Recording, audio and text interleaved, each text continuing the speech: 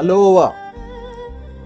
I just came back from Hawaii, and in Hawaii the way the people are greeting is aloha. And Hawaii was fascinated to me after reading the census report that the largest number of centenarians in United States happen to be from Hawaii. For example, every 100,000 people, there are 20 of them are centenarians in Hawaii, compared to only 10 of them out of 100,000 in the mainland. And my curiosity was, what is the reason behind there are more centenarians proportionately living in Hawaii than in the mainland area? There are some literature which already documented some of the things. I thought of personally interview some centenarians. So I spent 10 days in Hawaii, and I was at University of Hawaii, and I talked to the professor who is in charge of herbal medicine there, by the name of Professor Levon Ohai. And that is one of the few places in the United States where they offer a diploma in herbal medicine, and his teaching expertise are ethnobotany. And the herbal medicine there is called Lau Lapawa. So I spent some time with him, and to get a feel of some of the secret of their long life of centenarians in Hawaii. And one of the things he talked about, especially up in the island area, up in the mountain areas and in some of the oceanfront area, it is their lifestyle which involve even still using the oral tradition of herbs as part of their healing process, And if you look at Hawaii, one segment of the centenarians, they are of Okinawan origin, and Okinawans. And Okinawans, they were living there for several hundred years, and apparently even now across the world, and they found out that the Japanese of Okinawan ancestry, and they seems to have the highest number of centenarians around the world. And even in Hawaii also, there is a group of people who are of Okinawan descent. Their life expectancy is much greater. So I spent some time talking to one of the Okinawan Americans by the name of Okita, and she is 102 years old. I did talk to some other Hawaiians are also, who is 100 and plus years old. And I would like to share with you some of the common reasons for their long life. One of the things they all were sharing with me was the congenial lifestyles of these Hawaiians, the way they live. And of course their comfortable weather is also part of it, and also they got clean air. Okinawans and other cultural groups in Hawaii in general, and they all have clean air, and they got comfortable weather, and I think beyond that, and there is something else also we need to understand about the Hawaiians' long life.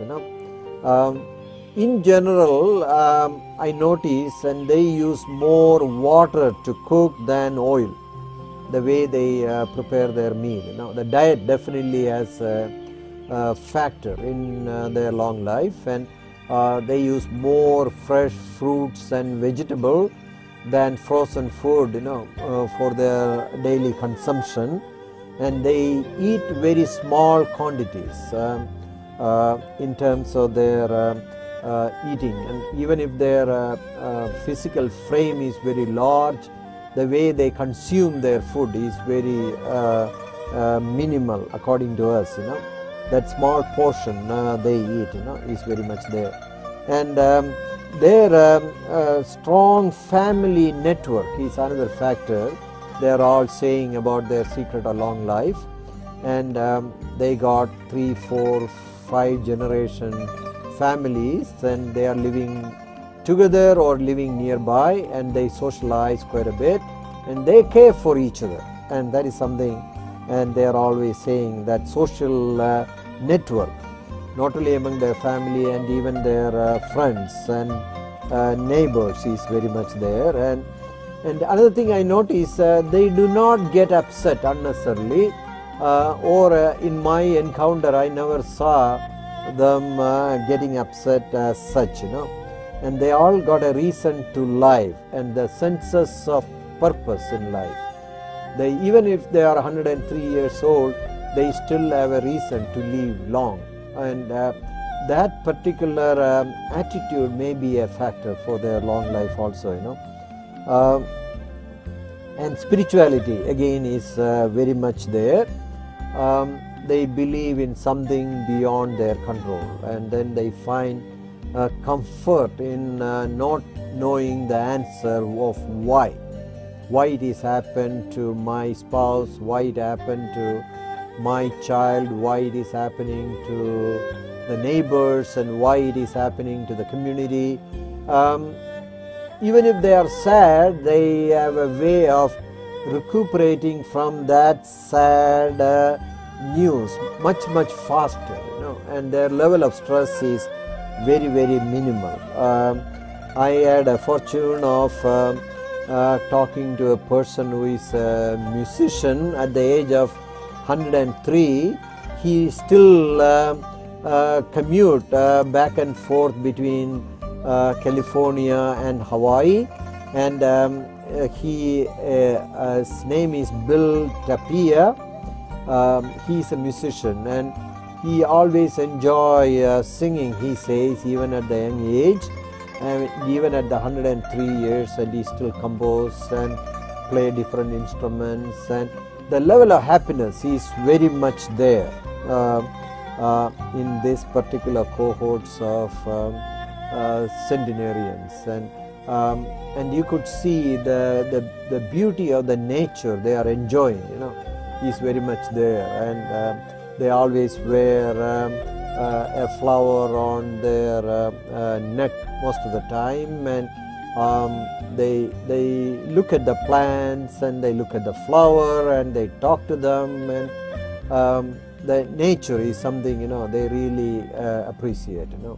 They have a positive appreciation to whatever is around them, and their room is full of pictures. And I interviewed one centenarian, and he enjoyed painting, and he not only paint things about nature, and she gives that out to whoever is visiting there, and it is something. She said that you should look outside of your room and see whatever it is, and she has a photography memory of capturing that and then reflecting to others. And in terms of their overall interest in life, and it is again shown not only in their physical energy and even their mental energy.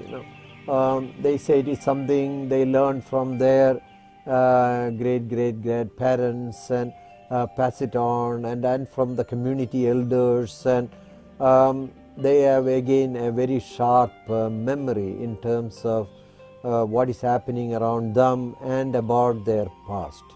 They reflect their past with very good happy feeling, and that is something we may be able to transfer into our lifestyle also.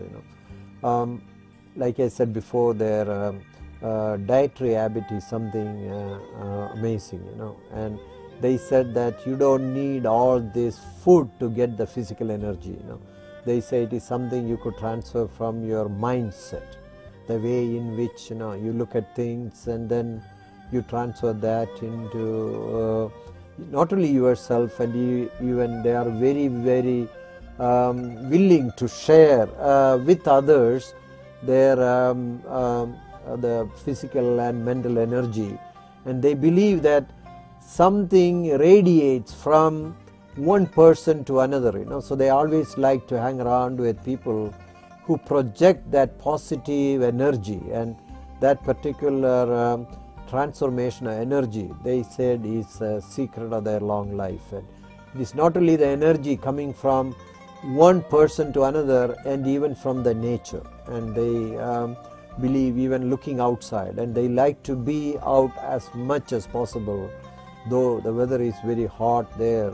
And they said that radiating that energy within you, it is like an osmosis. They said you cannot see it, but they said you can feel it. That is something I learned more from this particular Centenarians in Hawaii, and respecting others is very much there, even if they are a little child, and they show that respect to that particular living person. So they believe that divinity exists in all human beings. Either they are educated or not educated, poor or rich, and young or old, and they said that divinity is something we must respect from each other. So that is a big lesson I learned from them. I hope you will enjoy looking at some of the images I capture on my camera, and also the video clipping and the audio clipping. Put it together. I sincerely wish you can learn something out of these Hawaiian groups, and they are proportionally high in terms of the group of centenarians in the United States. And let's look at what is the main secret behind this particular population group. So I wish you all the best, and I bow in front of you.